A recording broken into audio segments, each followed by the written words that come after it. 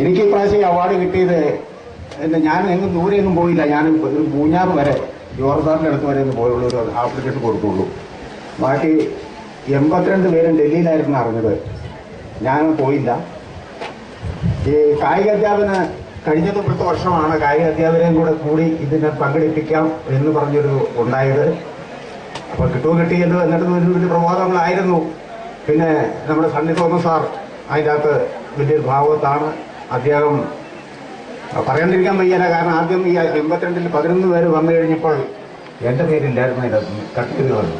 അതൊരു തോമസ് തന്നെ കട്ടിയത്. അതാണ് സാറ് പറഞ്ഞത്.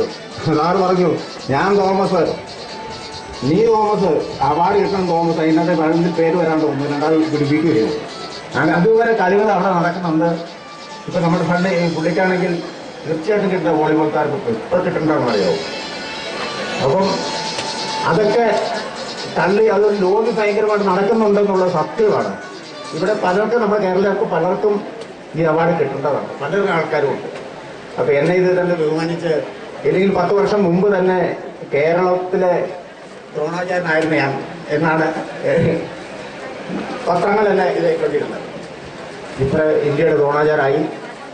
ഇതിന്റെ പിന്നിൽ പ്രവർത്തിച്ച എന്റെ കുട്ടികളുടെ വിയർപ്പും, പ്രത്യേകിച്ച് കേരളത്തിലെ മാധ്യമങ്ങൾ മുഴുവൻ പിന്നിൽ നിന്നു.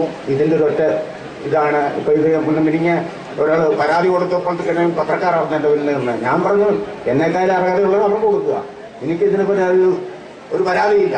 കാരണം ഈ കിട്ടിയാൽ ഒരു നമ്മുടെ റീറെയിൽ അവാർഡ് എന്ന് പറഞ്ഞ ഇന്ത്യയിൽ എനിക്ക് മാത്രമേ കിട്ടിയിട്ടുള്ളൂ. ഇപ്പൊ വേൾഡ് അവാർഡിന് പോയിട്ടുണ്ട്. കാരണം ഇത്തരം താരങ്ങളെ വാർത്തെടുത്ത ഇന്ത്യയിൽ ലോകത്താരും ഇല്ലെന്നാണ് മാധ്യമങ്ങൾ പറയുന്നത്.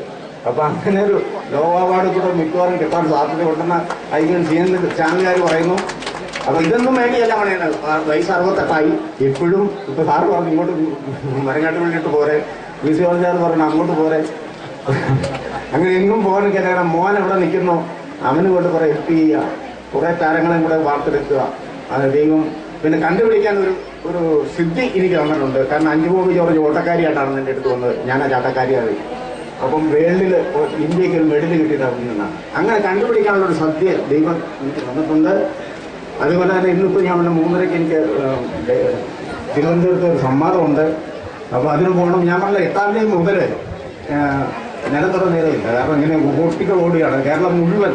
അത് ആ നന്ദി, അതാണ് ഈ അവാർഡിനേക്കാളും വലുതാണ് നാട്ടുകാർ തരുന്ന, മറ്റുള്ളവർ തരുന്ന, പ്രത്യേകിച്ച് ലെവർ ഇന്ത്യ ഇവിടെ നിന്ന് വിളിച്ച് എന്നെ ആദരിക്കുക എന്നൊക്കെ പറഞ്ഞു വെച്ചാൽ ഭയങ്കര ഇതാണ്. അത് അവരുടെ മുന്നിലുള്ള അവർക്ക് താങ്ക്സ് എല്ലാവർക്കും, പ്രത്യേകിച്ച് കാരണം ഇവിടെ വന്ന സ്വീകരണത്തിന് എന്റെ ഹൃദയത്തിന്റെ ഭാഷയിൽ നന്ദി രേഖപ്പെടുത്തുന്നു.